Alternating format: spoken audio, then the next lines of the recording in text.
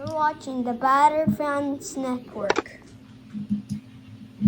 Welcome to episode number 4 of the Batter Heat Fans podcast, and I take it back. It was a great idea to play the Knicks on opening night here at home, even though the stadium would be half Knicks fans.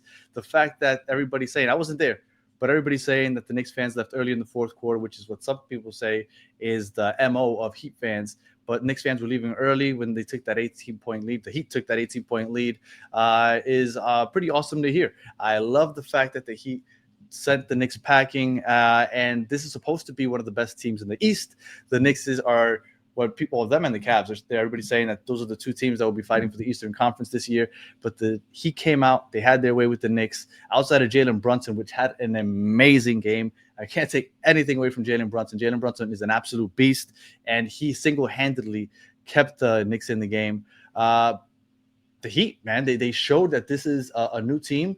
That 37.5 that Vegas gave him as a plus over-under for the season is an absolute disgrace. I said it before the season. I didn't think that they would look this good to start the season, but I said it before the season. The pace, they are keeping the pace going. It's fun to watch. This team is fun to watch. And the players are having fun. Look at Bam after the game. Bam saying, "Oh, the ball is moving. Everybody feels involved." A shot at Jimmy, maybe, huh? Yeah, I don't know. It might be a possible shot at Jimmy, but regardless, they're having fun. And this is probably the best chance that Spoelstra has at winning Coach of the Year, right? When he had the big three, there was no chance that he was going to win it when he was coaching the big three because, well, the big three is the big three. Everybody kind of just said that anybody could have done what they did, even though Spoelstra, I think hindsight being 2020, gets a lot more credit for that, right? He is the one that created the 5-out, in my opinion. He doesn't get enough credit for doing that. Spoelstra, what he's doing right now, he kind of coaches to his team's strengths, right? You have Jimmy, you're going to ISO with him. That's fine. And that's what he does. He gets the most out of Jimmy. And now we don't have a star. So what do? You get the ball moving. You become aggressive. You speed up the pace. And he's done that. It hasn't shown any more than with my boy here, Jaime Jaquez. Shout out batterfans.com if you want the Jaime Jaquez shirt. Jaime Jaquez, the way he is being decisive, even though he's in the second unit, he is the ball handler in the second unit. Even though he's playing alongside Drew Smith, he's playing the point forward role. I absolutely love that for Jaime. Jaime has been an absolute beast. Last year, a lot of post, a lot of spin moves that would go nowhere. Jaime Jaquez has been very decisive. He takes the ball. He's a great ball handler. And as soon as he sees space, he attacks space, getting to the rim, finishing. And if not, he's passing it out to the shooters or just passing it out in general out of trouble. Let's see. Jaime Jaquez, 8 for 12, 0 for 2 from threes, which isn't his strong suit. He probably shouldn't be taking so many threes. 2's probably more. But one of those I remember going in and out. I thought that was going to go in. There was a shot where it was a stop and pop from, I believe it was the elbow. And it hit the front rim and then kind of just rolled into the basket. And I thought everything's just going right for him. 5 rebounds, 5 assists, plus 18. So, again, Jaime Jaquez with my favorite stat, plus 18 and the plus minus. Drew Smith was also plus 18. Jaime Jaquez, to me, was the talking point. Well, him and Norman Powell. Norman Powell is a stud. This year, he will be an all-star, in my opinion, if he can keep this up, obviously. Silky smooth from 3. He attacks the rim north to south. Like, he gets to the rim. He took 12 free throws. 12 free throws. That was like what we counted Jimmy Butler to do. But Jimmy Butler would kind of do it in the post, right? He would hesitate, kind of draw the fouls. Like, Norman Powell would just head down to the basket, get to the rim, fouls, 12 for 12. Bam Adebayo had 8 free throw attempts. Bam, I think the biggest thing for Bam was the 13 defensive rebounds. Great job boxing out. He was the only plus minus from the starting lineup. And also great job on Karl-Anthony Towns, right? They started Ware on Karl-Anthony Towns. Saw that maybe it wasn't working out. They switched Bam. Bam completely shut down Karl-Anthony Towns. Davion Mitchell, to me, amazing. 3 for 6, 1 for 1 from 3, 6 assists again today. In 24 minutes, he had some foul trouble. Now, the thing with Davion Mitchell is that he is getting to the paint and driving in addition, and he's doing a great job of that. He has 25 assists on the season, only 5 turnovers. Like, Davion Mitchell is, and then obviously he's a pit bull on defense.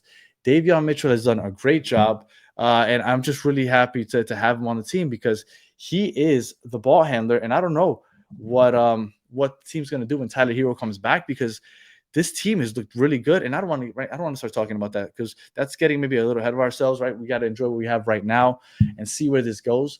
I think Tyler Hero can fit in. He's a great player, a great ball handler, but Davion Mitchell has to be part of the starting lineup, in my opinion, moving forward. So we'll see how that looks when Tyler comes in, because originally everybody thought, well, the backcourt would be Norman Powell and Tyler Hero. I don't know if you could take Davion Mitchell off the court right now. He's a good ball handler, and I think he's initiating the offense. And the offense, the pace, man. We are getting into our offense.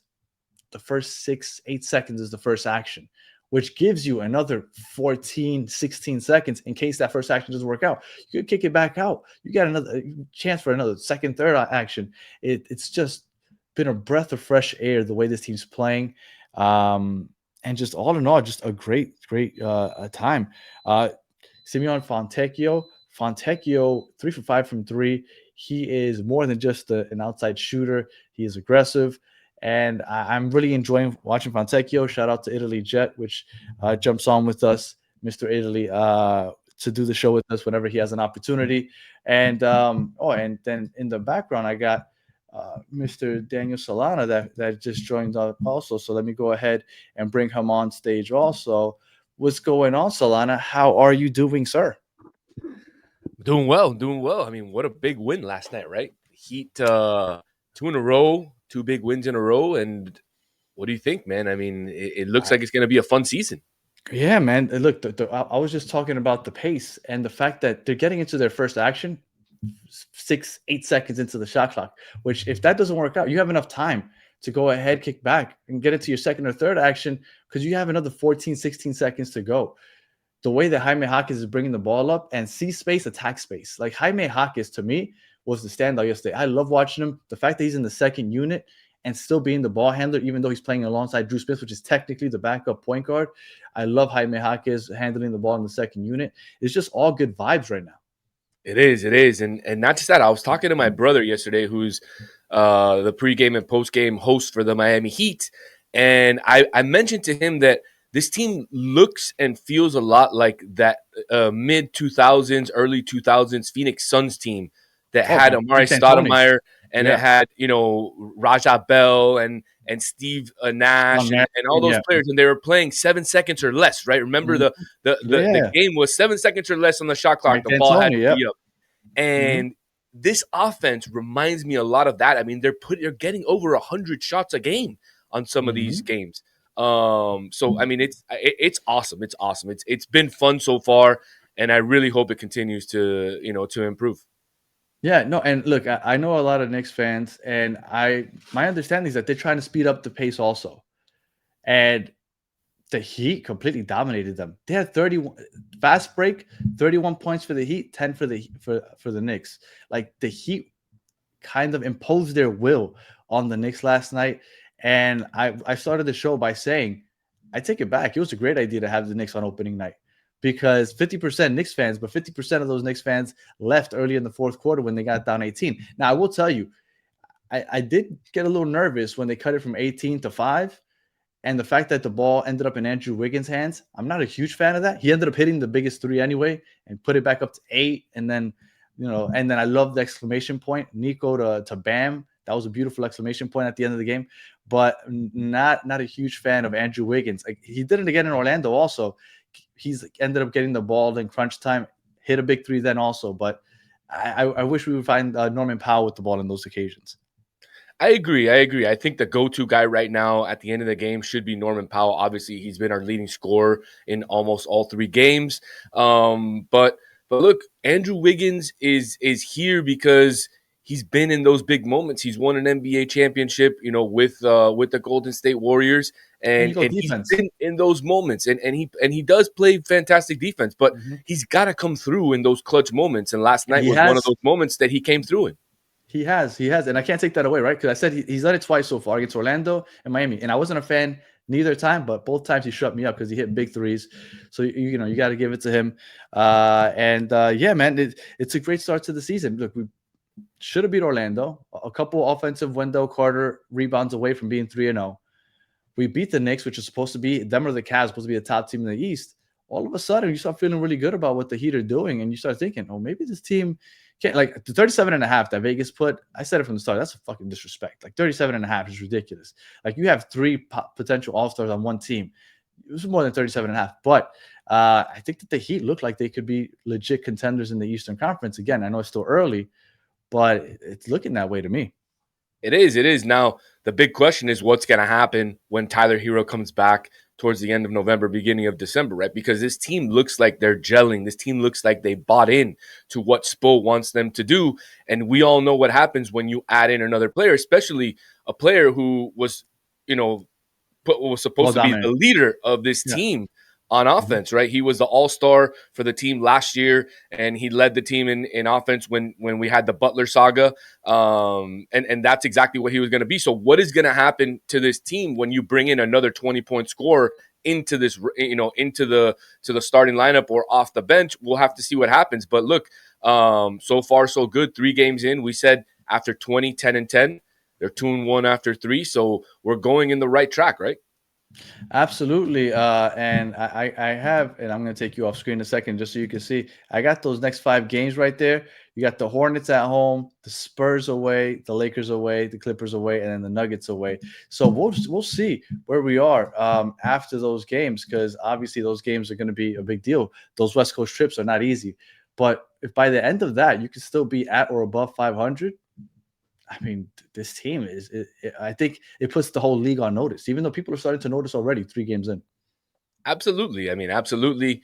If we look at those next few games, I think Charlotte is winnable. I think the Spurs is a winnable game, although the Spurs are a very, very tough matchup. Wemby is looking like he might end up being MVP this year. He's looking like a beast. Looking like it. Yeah. But then you have LA, the 2 LA teams, which those are going to be really tough games. And then always Denver is a very tough matchup. The Heat always have a very tough matchup in the Mile High City, against Jokic and his team. But look, Danny, if we can be above 500, one game above 500 after that road trip, we are sitting pretty going into the NBA Cup and going into the rest of November. Yeah, and I'll be there for that first NBA Cup game against the Hornets after the West Coast trip, so I'm looking forward to that. Solana, any final words? No, I'm glad that I was able to join finally. I wasn't, expecting to come on, but hey, it's always fun to be on here with you. Hopefully, the folks in the chat will leave us comments and we can comment about and write back to them after. But always, it's fun. I can't believe we're 4 episodes in and we're less than a week into the NBA season. This is going fast. Yes. I know, but it's I knew it was going to be an interesting season, but it's looking like it's going to be a really fun season. So I'm looking forward to it. If you're listening on audio, please leave us a comment and 5 stars. If you're watching on YouTube, like and subscribe. And we'll be back after the Hornets game to hopefully talk about another win. Maybe 3-1, maybe top of the East. We'll see. So until the next one, have a good one.